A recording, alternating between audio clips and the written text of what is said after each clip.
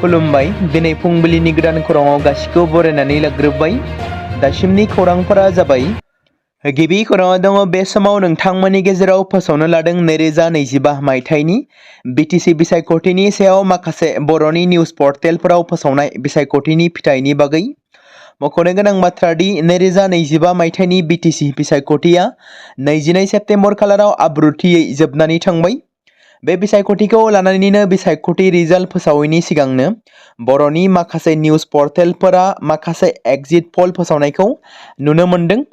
बेबायदिनो times now बड'लेण्डआ 2025 मायथाइनि BTC बिसायख'थिनि सायाव फोसावनाय एग्जिट पल जेराव मोन 40 बियाबनिफ्राय इउपिपिएल पार्टीखौ 23 बियाबाव देरहासार जागोन होननानै टाइम्स नाउ बड'लेण्डआ फोसावदों आरो बिपिएफ दोलोनिफ्राय मोन 10 बियाबाव देरहासार जागोन बिजेपि दोलोआ मोन 7 बियाबाव देरहासार जागोन होनना मिजिं थिदों आरो एपिबि दोलोआ मोनसेबो देरहानाय नङा होननाबो टाइम्स नाउ बड'लेण्डआ फोसावदों।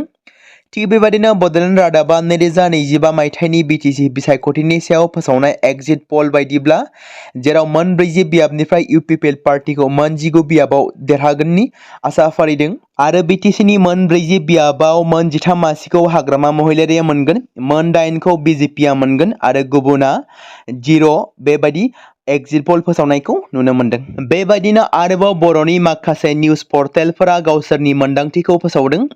थिग बेबायदिनो अनजालि दैमारिखौ बिटिसिनि चिफ जागोन होननाबो साननाय जादों एबा बिटिसिनि चिफ जानांगौनि दाबि रायजो राजाफोरनि जेराव अनजालि दैमारिनि दैदेननाय एपिबि राजखान्थि दोलोआ मोन 20निबो गोबां बियाबाव देरहासार जानानै सोरखार दागोन होननाबो फोसावनायखौ नुनो मोन्दों। बेबायदिनो आरोबाव डिजिटेल बड' निउजनि बायदिब्ला बिपिएफ दोलोआ मोन 20 आरो 23 मासिनि गेजेराव देरहासार जागोन। बिजेपिया मोन 7, इउपिपिएलआ मोन 4 आरो कंग्रेसआ मोनसे, जिएसपिआ मोनसे, एपिबिआ मोनसे बायदि बायदि गावसोरनि मोन्दांथिखौ फोसावनायखौ नुनो मोन्दों। बेबायदिनो गोबां निउज पर्टेलफोरा गावसोरनि मोन्दांथि बायदि एग्जिट पलखौ फोसावदों। नाथाय बिटिसि बिसायख'थिनि फिथाइखौ फैगौ 22 सेप्तेम्बरावसो होगोन जेराव बै दिनखालिसो मोनथिगोन बिटिसिनि मोन 40 बियाबाव बबे मोनसे पार्टीया बांसिनै मेजरिटि लानानै देरहागोन आरो सोर बिटिसिनि चिफ जामारगोन बेखौ 22 सेप्तेम्बरनि उनावसो मिथिगोन। नैथि खौराङाव दङ आसामनि 4 मख'जाथाव सुबुंफोरनि जोनोम आरो थैनायखौ मख'दों। मख'नो गोनां बाथ्रा दि ज्योति प्रसाद आगरवाला, बिष्णु प्रसाद राभा, भुपेन हाजरिका आरो जुबिन गार्ग बेसोर 4 सुबुंफोरनि जोनोम आरो थैनायनि मुंखौ फोसावदों। बे बाथ्राखौ मख'नो गोनां दि ज्योति प्रसाद आगरवालानि जोनोमा 17 जुन 1903 मायथाइयाव जादोंमोन। गुबुन फारसेथिं बिष्णु प्रसाद राभाया 1969 मायथाइनि 20 जुन खालाराव रुंसारि जादोंमोन। बिसोरनि गेजेराव सासे गेदेमानि जोनोमा गुबुन सासेनि थैनाय दानावनो जादोंमोन।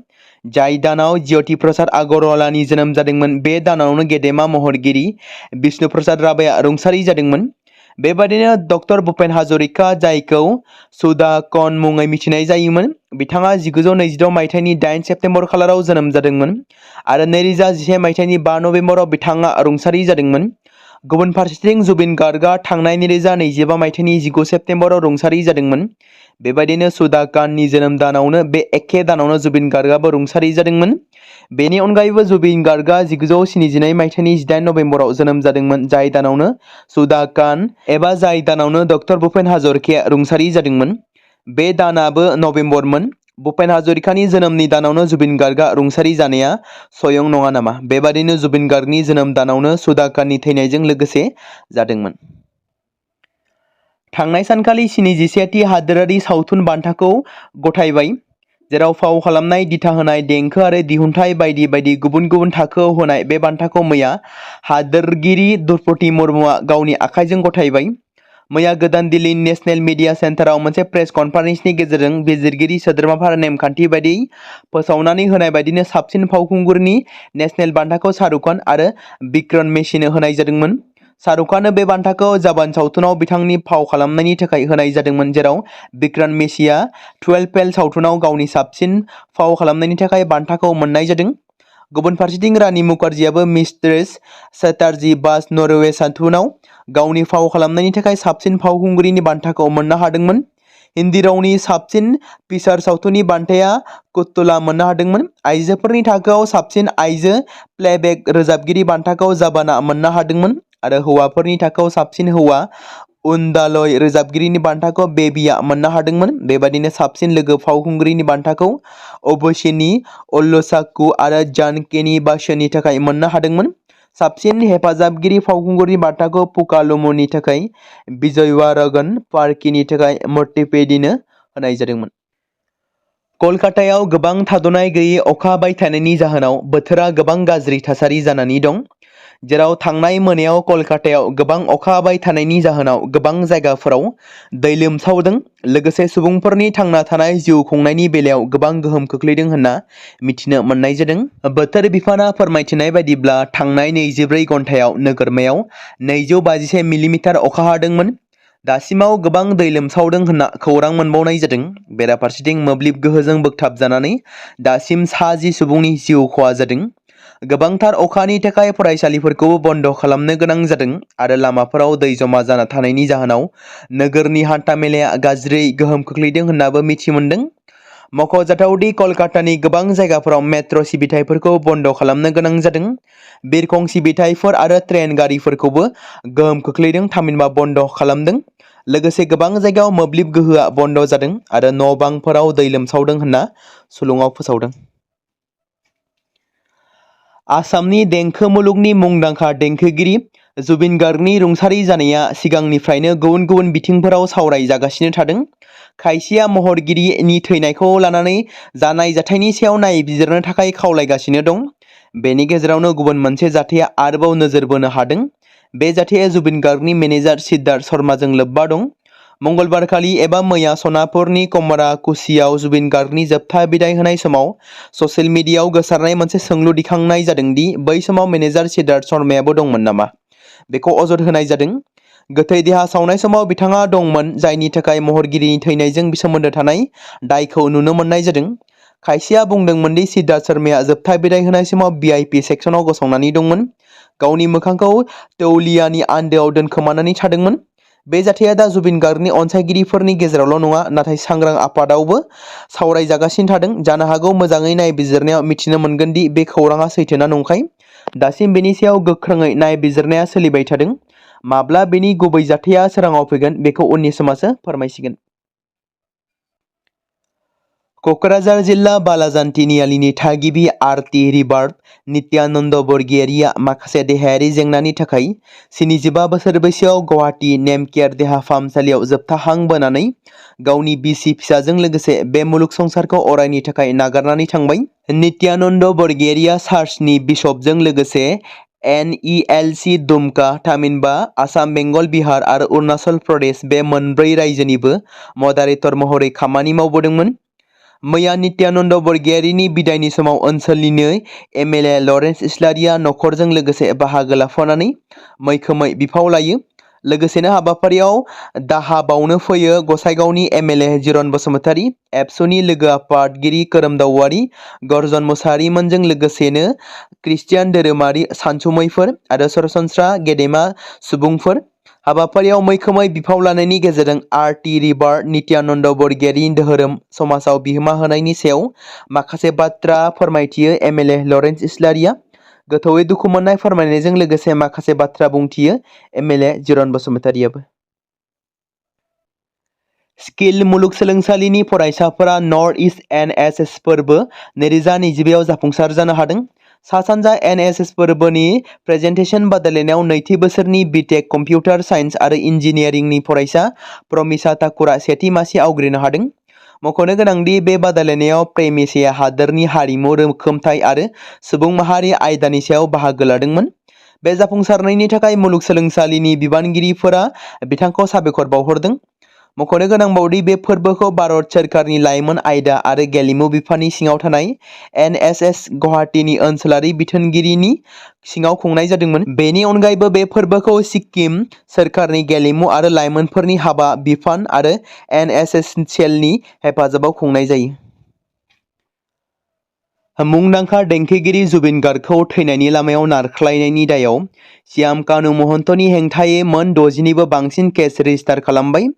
18 आरो /2025 नम्बरनि बे गासैबो केसनि नायबिजिरनायखौ आवगायलांनो थाखाय CID आव गुबुन मोनसे केस रेजिस्टारबो खालामनाय जादों। CIT स्टेशनाव रेजिस्टार खालामनायाव बे केसनि सायाव बिथा खालामनानै श्याम कानु महन्तखौ जायखिजाया समावनो हमनो हागौ।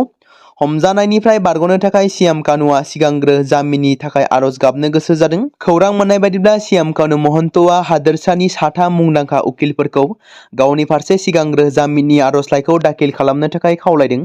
बेनि सोलायै जेसेबां रां नांगौ जायो एसेबां होनो थाखायबो श्याम कानुआ थियारि जादों। नाथाय साथाम मुंदांखा उकिलफोरा श्याम कानुनि खावलायनायखौ नेवसिगारदोंमोन। बिथांमोननि बायदिब्ला बिथांमोना आसामनि सुबुंफोरनि गोसोनि आरो मोन्दांथिफोरखौ मान होनानै जुबिन गार्गनि थैनायाव लोब्बा थानाय श्याम कानुनि जानानै आर'जलाइखौ गथायनो गोसो गैया।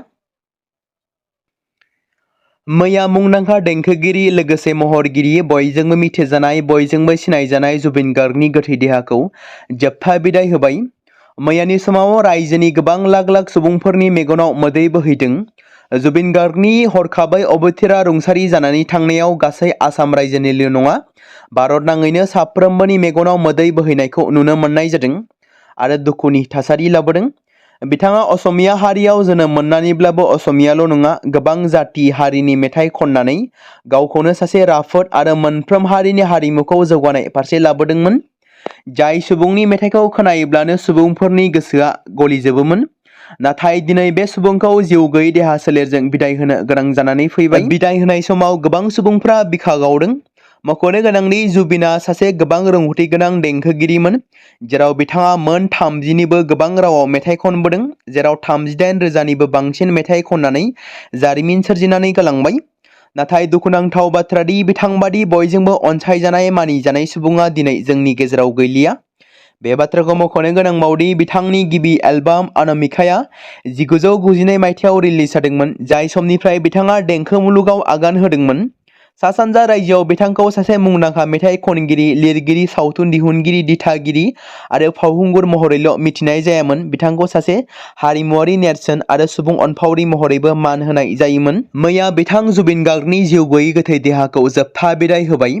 जाय बे बुहुमाव मैयानिफ्राय बिदाय होजाब्लाबो जोंनि गेजेराव थरसे अलंबार महरै थाबाय थागोन। थांना थानाय समाव बिथांनि गोबां मिलौदो देंखोजों रोजाबनाय मेथाइफोरखौ खोनानो मोनबाय थायोमोन। नाथाय दिनैनि समाव खोनानो मोननाय नंलिया। बे समाव मोनसे गोनां फोसावथाय बर' सावथुन नायनानै मोजां मोनग्रा गासै बर' रायजो राजाफोरनि गेजेराव लानानै फैदों मोनसे बर'नि OTT प्लेटफर्म गोनां जाय प्लेटफर्मनि गेजेरजों नोंथांमोना बर'नि गोदान गोजाम सावथुनफोरखौ नुनो मोनगोन। थांनाय माखासे बोसोर सिगां बर'नि गेजेराव लानानै फैनाय निउबो एप बायदिनो फिन आरोबाव लानानै फैदों बर' रायजो राजाफोरनि थाखाय। बे बाथ्राखौ मख'नाया गोनांदि 2025 मायथाइनि जानुवारि दानाव ओंखारनाय आंगो स्ट्रिम मुंनि मोनसे OTT प्लेटफर्म गोनां निउबो एपनि गेजेरजों नोंथांमोना गोबांथार बर'नि सावथुनफोर जेरै ट्रेजेडि रमान्टिक एक्शन आरो कमेडिजों बुंफबनाय सावथुनफोरखौ नुनो मोनगोन। जेरै सनानि नखर थांखि गैयै समाज अनसुला आफा हिर' बिमा बायदि बाजै अर थैसाम वान्टेड संदान आरो रं नाम्बार बायदि सावथुनफोरा मख'जाथाव। बेफोर सावथुनफोरखौ नायनो थाखाय नोंथांमोना गिबियावनो आंगो स्ट्रिम एपखौ गाव गावनि मबाइलाव थानाय प्ले स्ट'रनिफ्राय डाउनल'ड खालामनानै लोगोसे इनस्टल खालामनानै गावनि मबाइल नाम्बारजों लगइन खालामनानै लाग्रोनांगोन। बेनि उनाव नोंथांमोना गोबांथार नुनो मोनै सावथुनफोरखौ गुगोल पे, फन पे आरो पेटिएमजों रं नाम्बार सावथुनखौ नायनो थाखाय 60 रां आरो संदान सावथुनखौ नायनो थाखाय 80 रां, वान्टेड सावथुनखौ नायनो थाखाय 60 रां, थैसाम सावथुनखौ नायनो थाखाय 60 रां बेबायदिनो गोबांथार नुनो मोनै सावथुनफोरखौ नायनो थाखाय सुबिदा खालामनानै होदों आंगो स्ट्रिम प्लेटफर्मा। फिन नोंथांमोननि गेजेराव फोरमायबावनो लादों बर' सावथुन नायनानै मोजां मोनग्रा गासै बर' रायजो राजाफोरनि गेजेराव लानानै फैदों मोनसे बर'नि OTT प्लेटफर्म गोनां जाय प्लेटफर्मनि गेजेरजों नोंथांमोना बर'नि नुनो मोनै सावथुनफोर जेराव गोदान गोजाम सावथुनफोरखौ नुनो मोनगोन। बे बाथ्राखौ मख'नाया गोनांदि 2025 मायथाइनि जानुवारि दानाव दिहुनजानाय आंगो स्ट्रिम मुंनि मोनसे OTT प्लेटफर्म गोनां एपनि गेजेरजों नोंथांमोना गोबांथार बर'नि ट्रेजेडि रमान्टिक एक्शन आरो कमेडिजों बुंफबनाय सावथुनफोरखौ नुनो मोनगोन। जेरै रं नाम्बार संदान वान्टेड थैसाम अर बिमा बायदि बाजै हिर' अनसुला आफा थांखि गैयै समाज सनानि नखर बायदि बायदि सावथुनफ्रा मख'जाथाव। बेफोर सावथुनफोरखौ नायनो थाखाय नोंथांमोना गिबियावनो आंगो स्ट्रिम एपखौ गाव गावनि मबाइलाव थाखानाय प्ले स्ट'रनिफ्राय इनस्टल खालामनानै गावनि मबाइल नाम्बारजों लगइन खालामखांनायनि उनाव नोंथांमोना गोबांथार नुनो मोनै सावथुनफोरखौ गुगोल पे, फन पे आरो पेटिएमजों रं नाम्बार सावथुनखौ नायनो थाखाय 60 रां, संदान सावथुनखौ नायनो थाखाय 80 रां, वान्टेड सावथुन सावथुनखौ नायनो थाखाय 60 रां, थैसाम सावथुनखौ नायनो थाखाय 60 रां, बेफोरबायदिनो अर सावथुनखौ नायनो थाखाय 60 रां पे खालामनांगोन। बेबायदिनो गोबांथार नुनो मोननाय बर' सावथुनफोरखौ नायनो थाखाय सुबिदा खालामनानै होदों आंगो स्ट्रिम प्लेटफर्मआ।